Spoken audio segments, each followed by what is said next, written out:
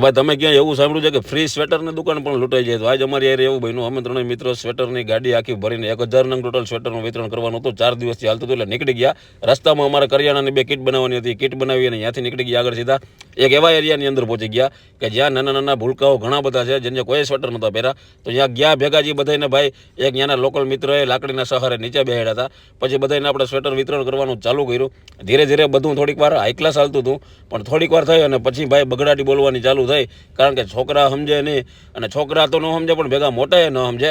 એટલે પછી ત્યાં ધડાબડી બોલતી હતી અને હાથમાંથી જટવાનું ને ચાલુ થઈ ગયું. આ મિત્ર વચારે એમ કહેતા હતા કે સબસ્ક્રાઈબ કરજો ચેનલને અને ફોલો કરી લેજો.